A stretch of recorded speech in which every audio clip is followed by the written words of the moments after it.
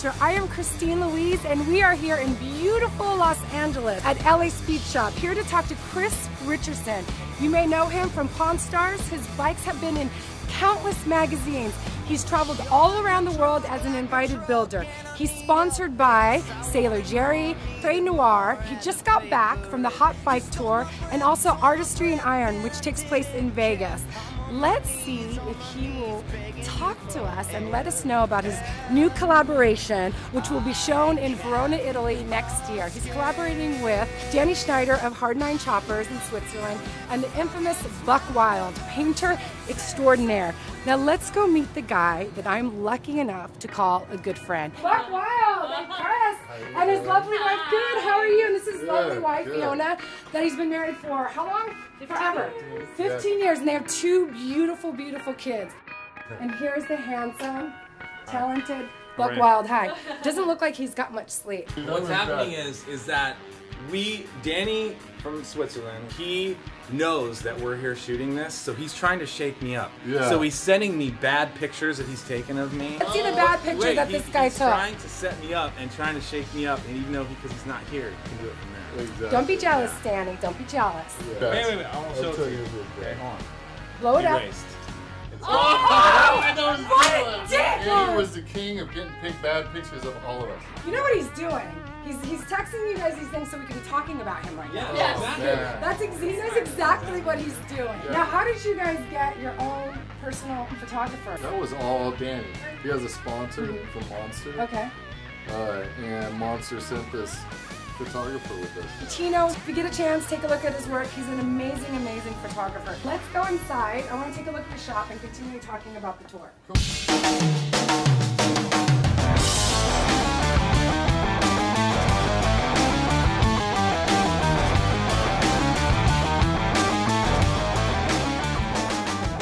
You're sponsored by Sailor Jerry. Yes. So when did that happen, and how long have you been sponsored by them? Mark, that runs Sailor Jerry, comes in, he goes right into my shop, he points at my bike, he says, I want this bike. And I was like, nah, man, it's not for sale, it's my own bike. So I wrote a proposal, did it up, Buck did an amazing job, and it just went from there. I have a good relationship with them. They're an excellent company to do work with, because who doesn't love Sailor Jerry? Yeah. I like their brand. brand. When you drink it, I love their rum. And then two, they let you express yourself and do your thing. I like that, they do. So tell us a little bit about the Hot Bike Tour, because I know it was exciting. It was a week. How did that? Invited builders only, right? It was invited builders only. It was 5 different cities. Where it started where? It started in Joplin, Missouri, and ended in Wisconsin Dells, Wisconsin. So did you ride this bike the whole 1200? I rode this the whole 1,200 miles. There was a time my buddy Danny Schneider from Switzerland, he had brought his 1931 Indian. He broke down on the second road. The only driveway, the only cutout on this road. And we pull into it, and this lady comes walking out of the trees. Out of where? Out of the trees. Her knockers were down, some old broad, her knockers were down to her waist, right? I told Danny, I said, dude, I'm gonna have to leave you here, and this lady's gonna have her way with you. Whenever his bike broke down, I felt bad because he came all the way from Switzerland to ride in the States. So what I would do is every day I would let him ride a tank of gas to ride whenever he came. Oh, guy. So he was the oldest bike on the tour. I was the second oldest. There were only 3 bikes on the whole tour that made it the whole way without being trailered. But this made it. Yeah, this made it the whole way. It was a great time. I hope I get to do it this coming year again. There were a couple times where I did ride with some people, like my buddy Corey from Pawn Stars. Okay. My other buddy Davey Deals. Where were you doing this whole time? I was riding. Sleeping. That's another one. He was supposed to be the co-pilot, but never knew where he was. I was last minute, so I just flew out to hang with them and I rolled. They gave us this map. There was like this little tiny map that had like little tiny writing on it. It had all, turn right here, turn left there. Yeah, I mean, we're back roads. Because you're drinking, because you're drunk. No! I took all back roads. A lot of the guys took highways. But it was cool. I got to ride over the Mississippi, riding over this one bridge. Buck was climbing up on this beam on the bridge, and Tino was shooting this way as I was coming over the bridge. But it's nice because you got a different experience. I can't help but notice like all of these bikes.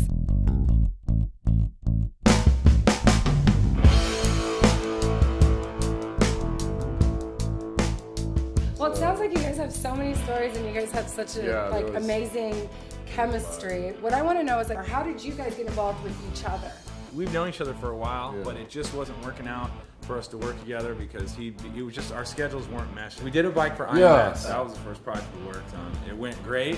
Then this came up. And he said, hey, what do you think? And I said, that's a great idea. So you can't just go and use anything. Which worked out because the stuff that they had was the stuff that we liked. And all of it's hand done. Who did the seat? My buddy Pascal at Riff Raff Leather. Nice. Yeah, even if I do grips, pegs, he does all my leather. How do you figure out where to place everything? It's kind of the same way like when you get dressed in the morning. I start with this. I knew I wanted the eagle on the sides of the thing. Off the bat, because it made the most sense. And then it just went from there. I mean, same way you get tattooed. You're just like, oh, I want a monkey that says aloha in his asshole thing. You know? And it's goldy, but it has a transparent color over the top to change it from gold to copper.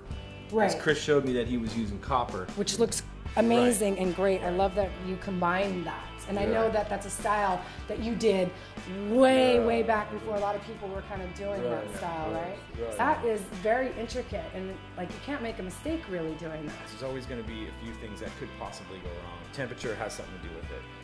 How tired you are has something to do with it. The complexity of it has something to do with it. I'm also thinking about Chris, because I'm thinking about the kind of bike he wants, because ultimately he's the one that's got to go to Sailor Jerry with this bike. I don't have to, and that's what makes this bike cool. It gives them their own personality. And how easy is it to work with this guy? Compared to some other people, extremely easy. Somebody's allowing me to do my thing. I want to allow him to do his thing, because that's how things come out the best. I want him to be able to express what he does as a living, and as an artist to be able to transfer it onto paint.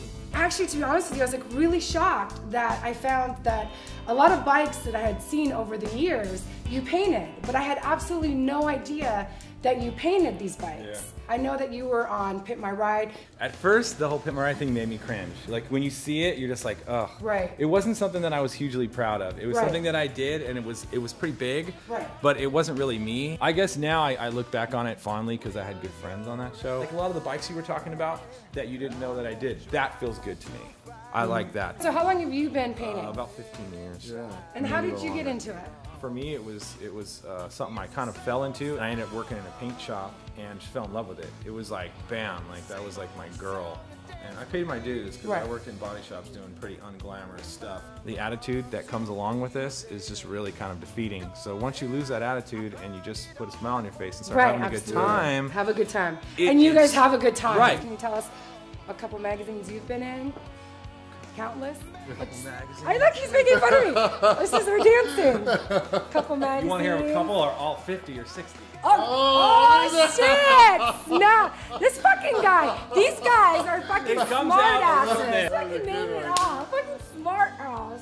And you used to do cars, right? Yeah, I used to do cars, and I still do if the price is right. Exactly. You started with cars as well, right? How did you get it? My dad and my grandfather. My grandfather was a fabricator for a long time. My grandmother was actually a machinist, so I learned a lot of machining from her. Cool. Learning the hard way, going through things and messing things up and having to do it 20 times. I've been doing bikes like this for probably 25 years or so. So basically, you will get a frame. I will get a stock Harley frame. Always I'll use a Harley frame. I will either stretch it, rake it, things like that. I'll modify the frame. But I will make my own gas tanks. I will make my own oil tanks. I will make my whole front ends from scratch. I think sometimes we see things and we don't realize the amount of work and love and passion that the hours that go into it. That first bike that Buck painted for me is the Skinny Bagger. I built that bike in 5 weeks. That was total. That 2.5 weeks, I spent in here 24 hours a day, no shower, and I slept like 10 hours all that 2.5 weeks. In the end of all that, you start to feel sick. You have so much metal shavings in your hands and your feet. As I get older and time goes by, you kind of get better at what flows with you. You just hope the customer likes it in the end. Your bikes have been in numerous magazines. Easy Rider, Cycle Source? Cycle Source, Pop Bike, Street Chopper. Your bikes have won a lot, yeah, right? National Roadster Show, I won several times. Custom Chrome Expo. I won a few times. Did you mention the Artistry in Iron that you won? Oh yeah, Artistry. Oh, you did? Yeah. It's a show where they invite, I believe it's like 20 of the top up-and-coming builders, and I won that 2 years in a row, back to back. That's awesome. You know, your bikes are beautiful. And he's on Pawn Stars, as I mentioned earlier. Yeah, it's fun. I mean, it's cool because I'm friends with those guys, so it's real comfortable. They're a good time. Yeah, Definitely we like fun. To have fun.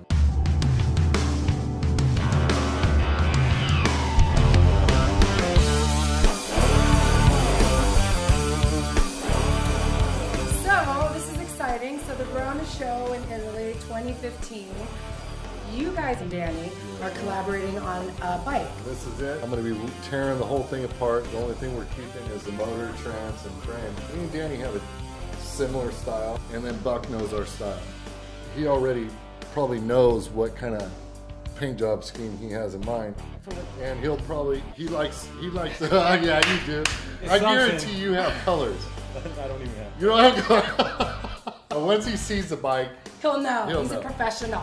How does that process kind of work? I have no idea how this is going to work because I have never even seen anybody do this before. Really? This is interesting. Yeah, this is the first time I've seen it.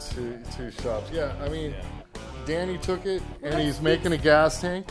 And he'll have the gas tank brought here. We'll fit it on, like being in a But this is what I like, and it says something about the three of you. I feel like you celebrate the people that you work with. You whoever paints a bike, you kind of elevate them as well. When's the Roadster Show? At the end of January. I don't know why they sweat it. In the end, it's going to come down to me anyways. It's like, they act like the pressure's on, but it really doesn't matter. Even if they had 2 years to work on it, it would still come down to the wire. I know.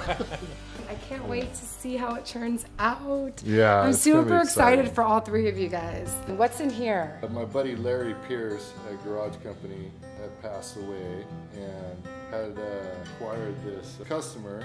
His wife said that Larry would have wanted this customer to go to me and that I would have been a good fit for him. I took on his work. A friend of ours, a mutual friend of ours, Pixie, said that I needed to ask you about something that really actually touched her. And it was a bike that you built. It was for a veteran that had brought his bike to you. I can't remember his rank, but he came in, he was a Marine, and he was being shipped off to Afghanistan for the 4th time. He came in, he said, man, I really like your work. He says, I want you to make something from a bike. I'll be gone for 6 months, and I'll be back. So whenever he left, I said to my wife, I said, you know what, I always wanted to do this.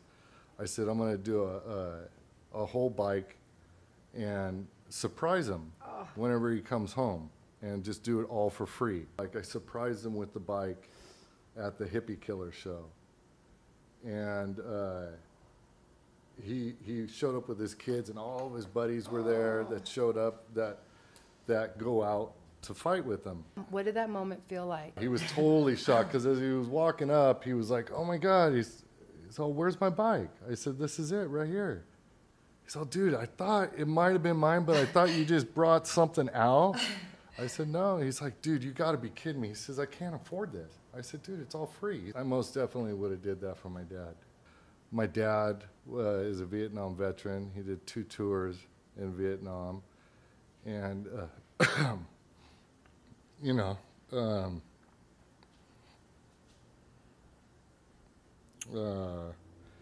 yeah, so is, you know, I have a lot of respect for all those guys. Right? Yeah, a lot of my family. My grandpa was in World War II. I had uncles in Korea. It was cool to have my dad stand around and talk with them. They could relate. And share stories. Yeah, and share stories. Right. We have absolutely no idea what they're going through.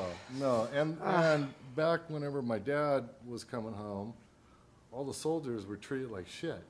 And it's good to see the soldiers now coming back are being taken care of, and they're respected. It was a good feeling.